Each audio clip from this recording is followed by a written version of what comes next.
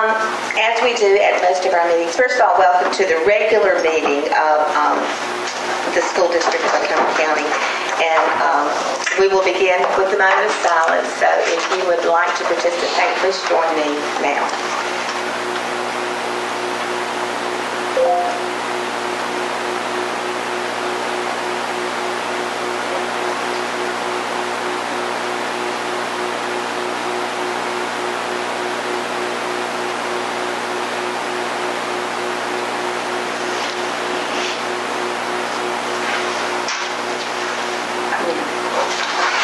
Thank you. Now, if you will stand with me, we will have the Pledge of Allegiance. Attention, salute, pledge.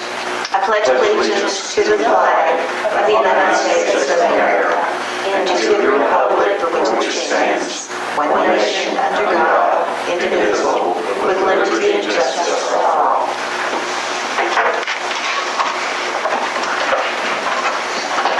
As we begin, I'd like to get approval for tonight's agenda.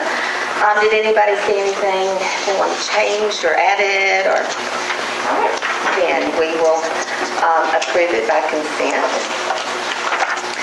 Is there anyone here for public comment? No. No one signed up for public comment. All right, so we will move right into our meeting. The first item on our agenda then is the approval of minutes. And these are the minutes from the February 8th, 2021 work session and regular board meeting. Everybody have a chance to look over those? See any changes? All right, once more, those will be then approved by consent. And Dr. Thorsland, you're up with your report. Thank you. I have three quick things to report on tonight. First, we're thrilled that all of our employees last week had the opportunity to get the first shot in the vaccine regimen, so we're excited about that.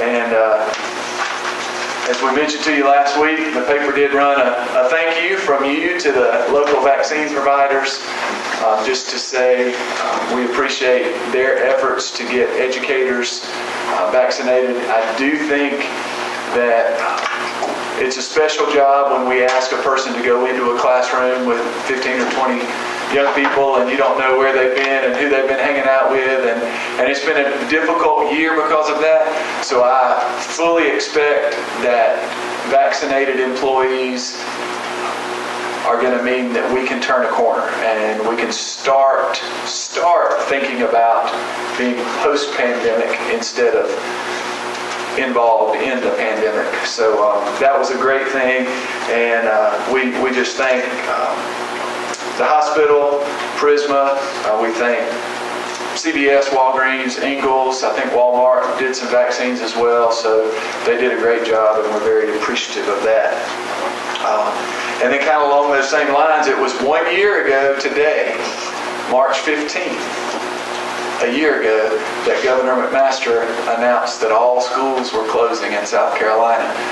Just a few days before that, he had closed Kershaw for Friday, and then on Sunday, he closed all of us.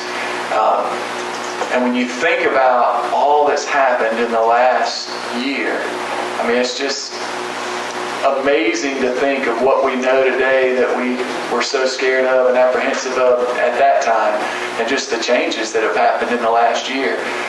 Some of those changes positive. Our teachers are much more equipped to teach in a digital, virtual environment now. I think we've built some resiliency that maybe we haven't had before. I remember that, we kind of got everybody together and took a day to plan, but then I think it was Tuesday. I know Wednesday because it's on my calendar, but I think it was Tuesday that we were delivering food to students after that closure had happened, and just the changes that have taken place are I think something we can be proud of, because I think our folks responded in a very admirable way and continue to put students and their families first over the last year. So I'm really proud to work here with great people who have not lost sight of serving students. So good thing. Mike, can I say one thing? Yes, sir. listening to the news and watching what's happening across the country with some of the teaching positions and the way the unions are running and people not wanting to get back in the classroom to teach these students. I just think that we just owe our teachers a real round of applause to let them know how much we appreciate them. Sure. And the job that they have done. We can do that literally.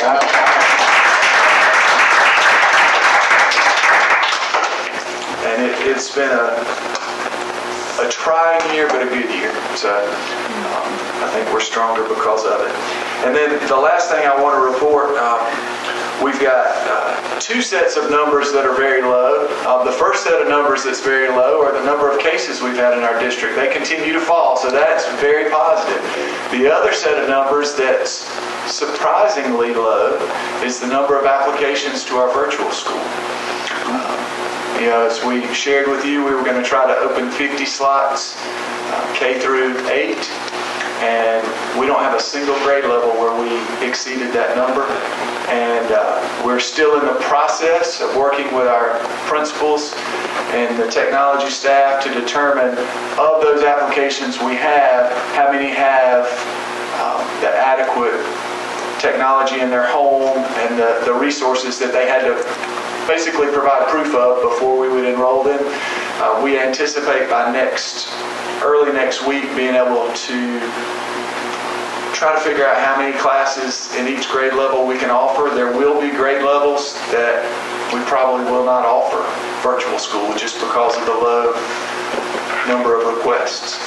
So I just wanted you to be aware of that. While we're not quite ready to give official numbers yet, it's looking like we'll have a very small scale virtual school at certain grade levels. It's going to be hard for us to offer 2 classes in any grade level, K through 8. So we'll be working on that in the coming days, and we'll certainly, since we won't see you again in a meeting like this, we'll report to you through email to let you know kind of what we're looking at. But anyway, that's it, unless you have questions for me or any of the other staff members here. No, I just kind of want to piggyback on what Mr. Herring said. It's been, it's hard in one way to believe it's been a year, and then in another, it's been a long time. I can remember when the decision was made to close down, as I'm sure you can, and it seemed like y'all hopped right in and really were prepared in just a few days and had a plan to go forward. And I really admire all of you. And again, as Mr. Herring said, when we came back in August, I mean, we've been there with the students, and I think it's been a learning experience. And the number that have applied to virtual school, I think it's been a learning experience for parents. Children need to be in school, and I think it speaks well that so many will be back. So thank you all so much for all you've done in this past year, because it's been a rough one, I'm sure. Thank you. Anybody else have anything? I was just going to ask Dr. Thorsland, on the report that you gave us with the students that have enrolled elsewhere, are we anticipating any of those students to come back? The homeschool report? Yeah, the one that you sent a couple weeks ago outlining, the 400 or so students that had gone to other institutions. That's hard to predict. I would anticipate some of those returning after this year when people get vaccinated and start feeling a little more comfortable. But there's really no way to know for sure, because once a family signs up for homeschool or even for private school, I hate to say it, but we lose contact with them because they're no longer in our schools. So we'll just kind of have to wait and see. We do feel like we're prepared staffing-wise if those folks do come back. Because with the COVID relief money, we're allocating a little additional staffing to our schools, so we feel like we'll be able to accommodate if those students return, but it's just hard to predict.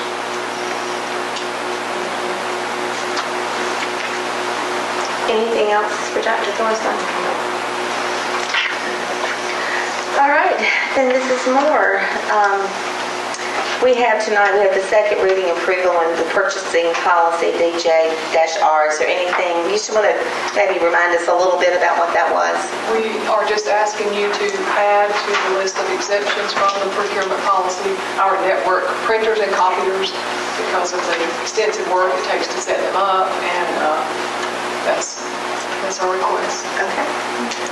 Anyone have any questions of Mrs. Moore? All right, if not, then do I hear a motion that we approve of the second reading purchase policy, DJ-R? Madam Chair, I move that we approve purchasing policy DJR on second reading. All right, is there a second? Okay.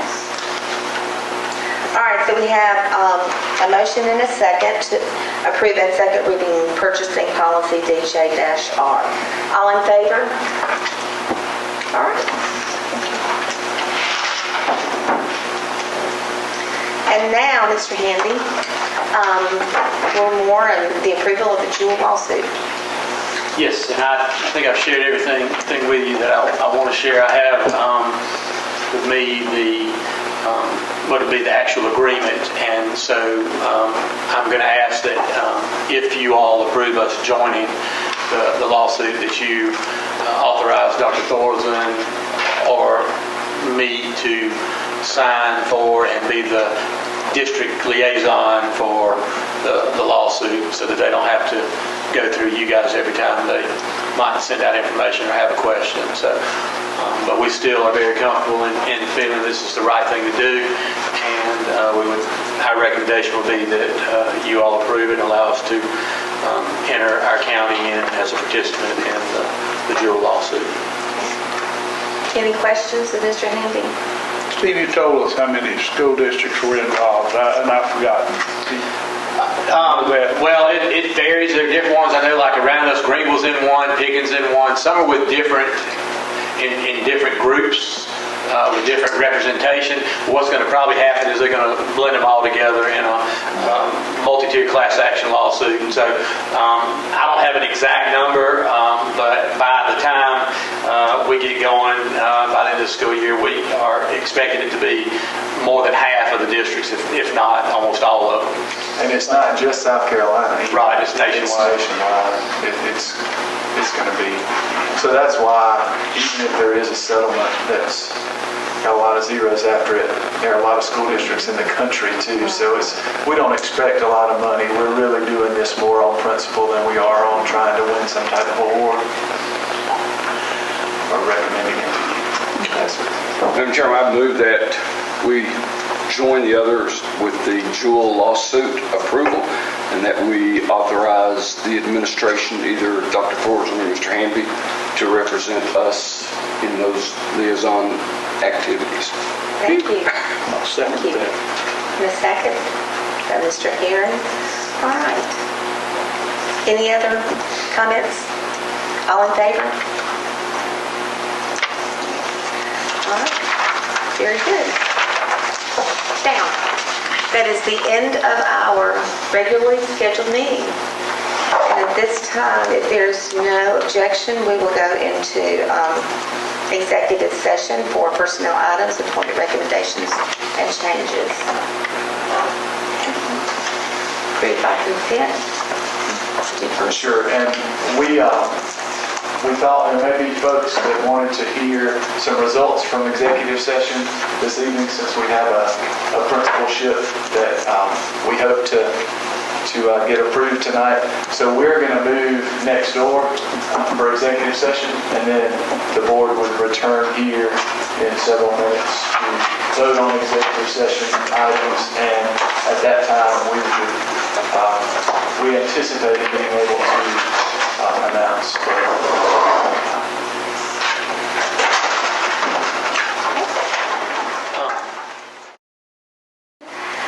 Do I have a motion to approve personnel items, employment recommendations, and changes as presented by the administration? So moved.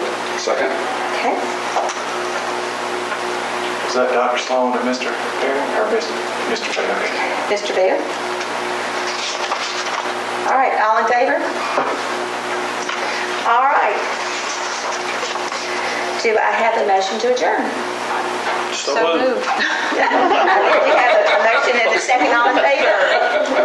All right, thank you. And that ends our regular meeting for Monday, March 15th.